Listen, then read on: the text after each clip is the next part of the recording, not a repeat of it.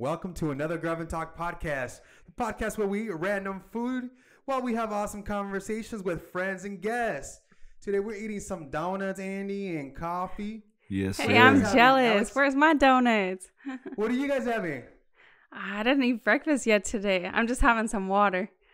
Dang, hey, that's healthy though. I guess Because this is like. But I did have- and she's having no I calories. did have 2 shots of coffee, and then I had a cold brew too. So I'm getting awake Okay. now.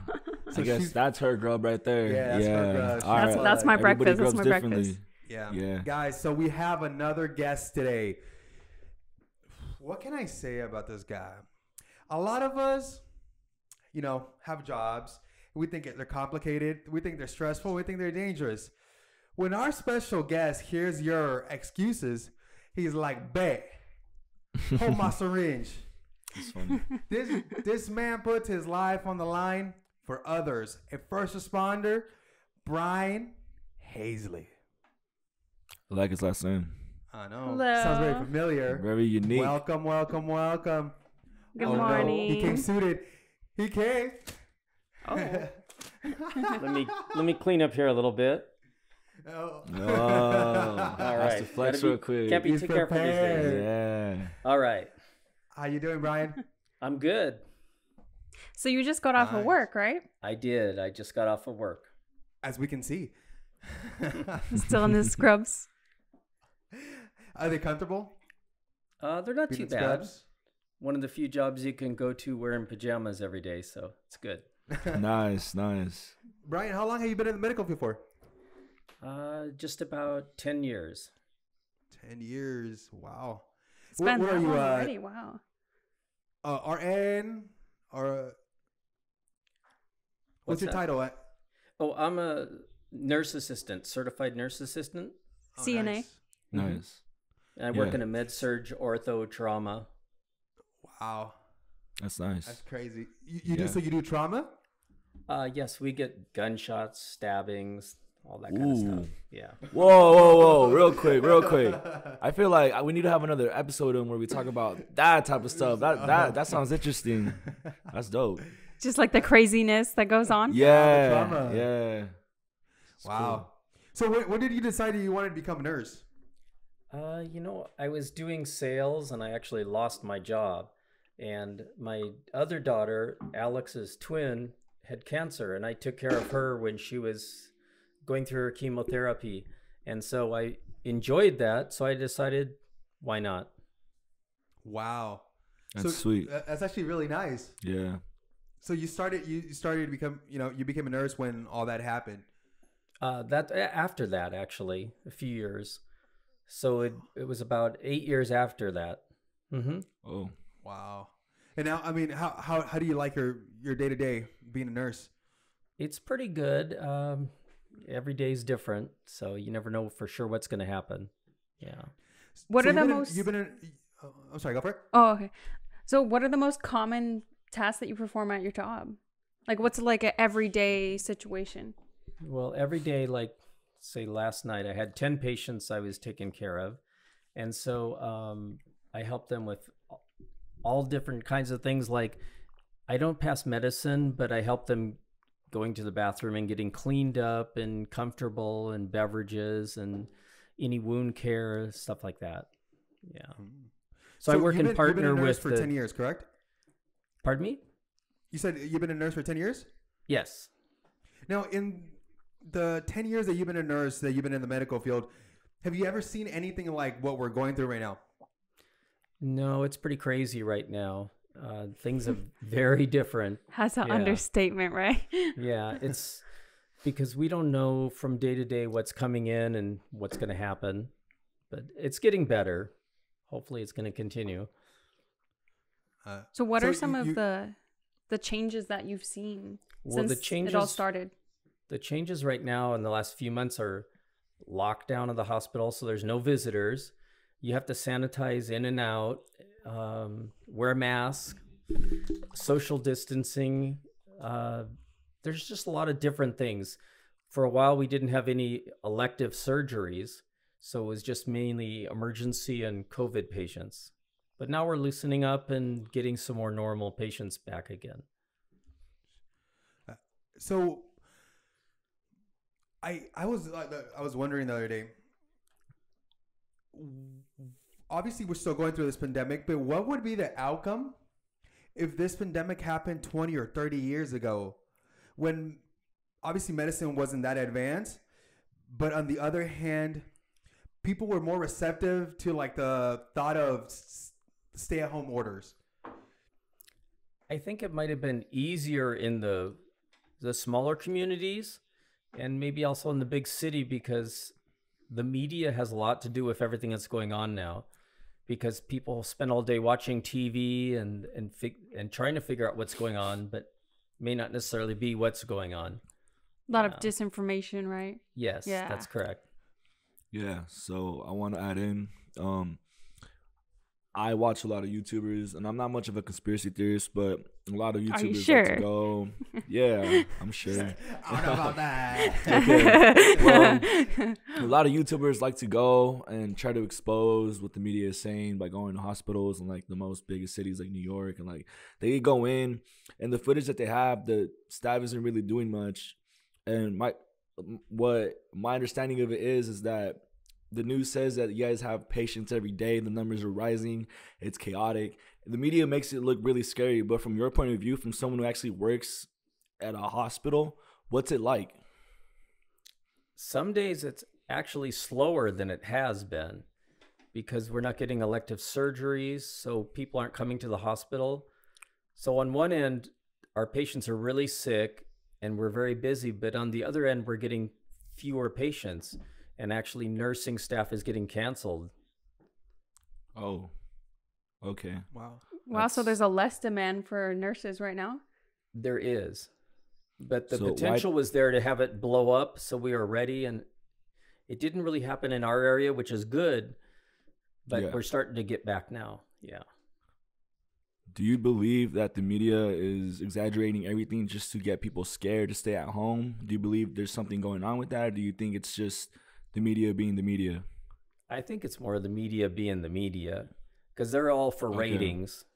Yeah. So the more I understand, the more shock and gore they have, the higher the ratings. What do you think about all the nurses when the TikTok videos they're making with their spare time? Because I haven't really seen too many. Oh my gosh, they're so funny. Oh, all the nurses, yeah. Yeah. How has the pandemic changed your day-to-day work life? Well, I know I wash my hands at least 50% more than I used to, which was all the time. So I think I wash my hands 30, 40 times a shift, which is a lot. Wow. That's in addition to using gloves. No, I know you were asking earlier that like a lot of hospitals are running out of the PPE. Yeah, how is that possible if you guys don't have that many patients? I'm confused on that. Can you please what elaborate? happened at first when this pandemic started breaking out, people were actually coming in the hospital and stealing it all. Like all the visitors were taking gloves and masks and isolation gowns. So once we put an end to that, it got better. And then in my local hospital, we get a lot of donations from people, and that's helped a lot. Okay. So we're limiting what we're using, but we're doing okay. So people were stealing like big bottles of hand sanitizer? Dang. They were taking everything. Because like the media doesn't say people are stealing. They're just saying, oh, hospitals are running out of stuff. Yeah. Mm-hmm. Yeah, because we used to have, if we have an isolation room, we have a little thing outside where you can get all the gloves and gowns. And we used to fill them every day, and then they'd be gone. Just all the a station of all that supplies in the hallway. Right. Yeah. Wow. So we'd see family members come and just taking gloves and everything. Mm-hmm. What's the craziest thing that's happened to you during this pandemic? Or you've seen? It hasn't been that crazy for me, but I see all kinds of crazy every day. So that's nothing unusual. Yeah, that's trauma. That's crazy. Now, I mean,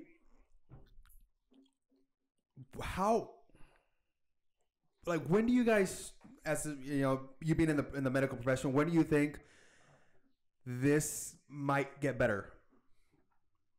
as in the coronavirus going down, stopping the spread? I think because I watch the news every day, and what I do believe is I think the numbers are getting better because of the social distancing is helping, and people are a little more cautious and they're washing their hands, because some people never washed their hands before. So now people are actually washing their hands. So that's a good thing. And then I think people are just being a little more cautious, and that's going to help. That's going to help quite a bit. Okay. And then hopefully the outcome will be a vaccination and it won't have another outbreak. What are some of the changes that the hospital has done in terms of sanitization since the whole thing? My hospital uses infrared cleaning between every room. So every room that they clean when someone leaves, they do an infrared cleaning, which helps a lot. And then we the up sanitizing of all common areas. So they clean a lot now. Infrared, you mean like you can see spots with like blue light type of thing? It kind of looks like a sun tanning booth where they light it up with the infrared. Okay. Mm-hmm. Yesterday I was watching the news and I saw our president state that he doesn't care if we get a cure for the virus or not. He's going to open the country again. From a medical point of view, professional point of view, from someone who's taking care of people like this every day, do you think that's a good idea for the president to open up? Do you believe it's going to make things better, or do you believe the numbers are going to skyrocket? I have people in one place. A lot of people are going to get infected. Yeah. I think mainly because when they opened the beaches, people got, it was just like, to walk around. They're packed. It seemed like it was Florida. Yeah, it was definitely crazy. Yeah, I think that's a huge issue with opening everything, is people are not going to go out just for essentials. They're going to want to go out to the beach and everything, which is understandable, but you also have to be careful and take into consideration other people's health. Just be safe if you do go out, and just keep that distance between people. I think that will help. And I honestly feel like wearing mask does help in public, because if you sneeze, it covers all that from hitting other people, and same if they sneeze around you. And washing your hands and just being sensible. But the mask doesn't protect you from getting the virus. No, it protects you from others getting it from you, actually. Mm-hmm. Is to protect you from other people. It's the other way around. It's the other way around. That's funny. Bryan, now being in the health profession, when the pandemic just started, and it was at its highest peak, or I think we are getting at its highest peak, did you ever have like fear for your family that they can, catch definitely. it? When it first started and we didn't know who had it and who didn't, it was very scary. But now at my hospital, we test everyone in ER. So we know within a half hour if they are positive or not. So that's made a big difference. So you guys test the staff? Or we don't test the staff, but all new patients. But if staff is infected, they're on quarantine. Mm-hmm. Okay. So I've been hearing on the news that the virus affects children in a worse way than people who are older, like adults and elderly people. The patients that you've had, have you had any children? And if you have, are they in worse condition than the adults? What's the status on that? Which one gets affected more? Do little babies die from the virus? Do toddlers die from it? Or is it a certain age range? What have you seen? Well, in my hospital, because we're not a pediatric hospital, so we get very few pediatric patients. So most of our patients would be the elderly with several different illnesses. Those are the ones we're getting. And you have worked directly with COVID patients, right? Oh, yes. Mm-hmm. In what terms of safety do you wear, like gear? Normally with the COVID patient, you're wearing a full isolation gown, you're wearing gloves, and what we call an N95 mask, which is the one that blocks the virus. Yeah, the real heavy duty one. And then in some circumstances, we'll wear what they call a PAPR, which is a suit you put on over your head, and it has oxygen pumped in for you. So it purifies the air that's coming into you. Wow. Now, are just, certain doctors, certain nurses dealing with that? Or is it anybody that's on call? It's basically certain units, and it's people who are assigned. But almost everyone is dealing with those patients. And now, do you feel that everybody's training is up to date to work day to day with these type of patients? I think it's getting better as we're learning, as we work with them. So at first it was kind of a little chaotic, but it's getting better now. Okay, yeah. So, I mean, Alex, how do you feel, especially when this pandemic started, when your dad would walk out the door and go to work? When it was really getting serious and the death toll was really up there, I really did start to worry. I mean, he's exposed every day at the hospital, and I would take extra precautions, making sure I clean everything at the house and just make sure everything's very clean, just to protect both of us. So, I mean, but did you ever think like, damn, what happens if one day something happens? Is it like, not knock on wood kind of thing? Yeah. It definitely did come across my mind. And If also, something happened, yeah, and also not just my dad, but my sister, because she had cancer when we were younger, and her immune system is very sensitive. So she is definitely at high risk as well. Right. Wow. Well, Bryan, do you have anything to tell our viewers, regarding, the virus? What's some good advice you would give them?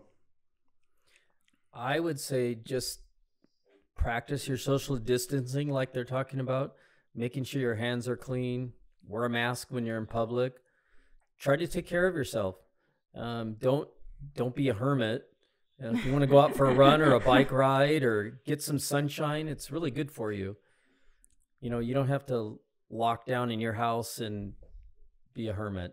That's not good for you either. And eat healthy. Too much takeout's not good for you. Also, no pizza every day? I'm just kidding. No pizza every day. Hey, we love pizza. I love pizza. I can't eat pizza because, I'll get big, but I love pizza. Before we go on a serious question, would you recommend smoking or drinking for people who do that? Would you recommend that at all? Is that okay? Or do you think it would make it easy for the virus to Well, to be honest, with people who smoke and anyone respiratory, because it is a respiratory illness, I'd be cautious with that.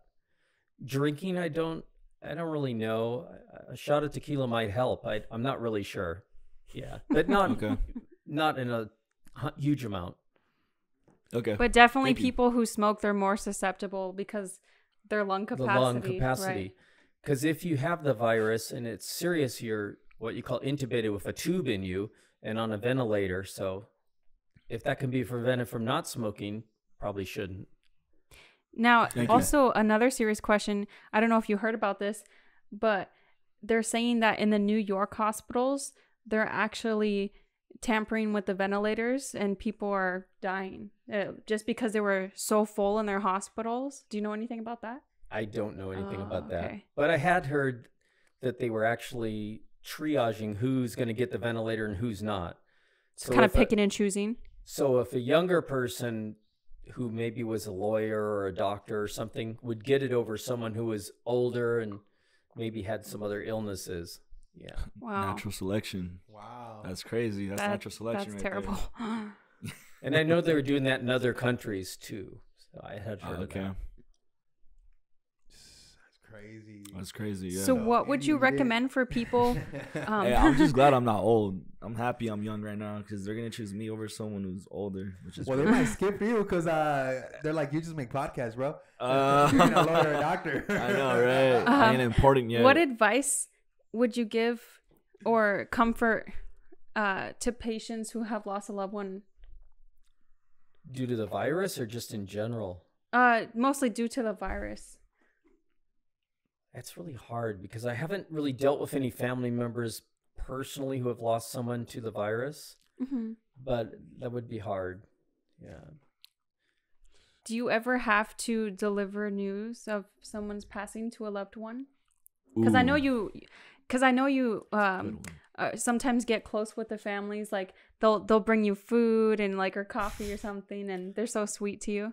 Well, because sometimes I work with hospice patients a lot. So there has been occasions when I've told family members that they've passed as they've been in the room with me. Because at the end, if they're on hospice, you don't really do anything active to save their life anymore. You're just their comfort care. And sometimes you're in the room with the family when they stop breathing, and then you say, I think it's time. Yeah. Oh, wow. Wow. Wow, that's heartbreaking. That must, I don't know. After how many times saying that, did you kind of get comfortable saying that, or you still not comfortable saying it? You're never really comfortable with it. It unfortunately is part of what we do. But like during hospice, if you can make it better for the patient and the family, then you've done the best you can. Yeah, I think it's hard in any profession. I mean, police officers, firefighters, they have to do the same thing every day, and we should all be really proud of them. Yeah, I think for it's sure. really hard. I think it's really harder when you have a patient who you're not expecting something happen to, and it does. And then with CPR and stuff, we're not able to save them. I think that's more heartbreaking than if it's a hospice patient who's expected and it happens. Yeah. Yeah. Like I just wanted that's to- that's gonna be dying, and then somebody that's kind of like making it out. Yeah. He's looking good, and all of a sudden, bam. Well, what he's saying is like if they already know he's gonna die, it's like not as hard. But if it's someone who's Kind of healthy, like you kind of already. yeah, get the yeah, idea. You're gearing up to it. Mentally preparing yeah. for it. But if it's yeah. unexpected, then it's more heartbreaking because it's unexpected. You're not expecting someone that's in decent conditions to just drop. That sucks. That's something that I probably wouldn't be able to deal with. So people who work in the place that you work, in the medical field, are really strong mentally because you guys can see blood and gore, and I just can't handle that. I would faint. So Yeah. thank you for your service. Oh, thank you. Yeah, I just want to Alrighty, say, guys. Dad, that I'm so proud of you, and Oh, thanks. I'm happy. Thank you. Yeah, Thanks we're for proud of you being a too, great sir. dad. Yeah. Awesome, guys. Well, Bryan, thank you for being on today's podcast. Oh, thanks. Yeah, for thank you having so me. much, Dad. I know you're tired, so you'll get to bed pretty soon. I Gotta know work he tonight. just got out of work. Yeah. And I got to go back tonight. He works the graveyard shift. Alrighty, One more guys, thing I thank want to you say, guys for though, to tuning in. everybody Oh, yeah. is if you bring food to the hospitals, don't forget the night crew. We always get forgotten. That's true because everybody eats it during the day. And then at Yeah. night. Yeah. You Yeah. get leftovers. Oh. And which is probably the hardest shift because you got to try to be awake at night. Yeah, you need your coffee. You need energy. Yeah. Yeah, we do crazy. the same amount of work with about half the amount of people. So, As the That's day right. crew, Yeah. right? yeah. And the day My crew shift always get does everything. more. Wow. Well, thank you for that. Oh, thank you. Yeah. Guys, thank you guys for tuning in to another Grub'N Talk podcast. Please like, share, and subscribe. Show some love on the comments down below to Bryan. Tell him how thankful you are of what he does and of the people just like him, first response people. Guys, next week will be our last episode of season 1 of Grub'N Talk. Woo! Grub'N Talk season 2 is coming too. So stay tuned in. See you guys. All right, bye, All right, guys. take care. Bye. Have a good one. Bye.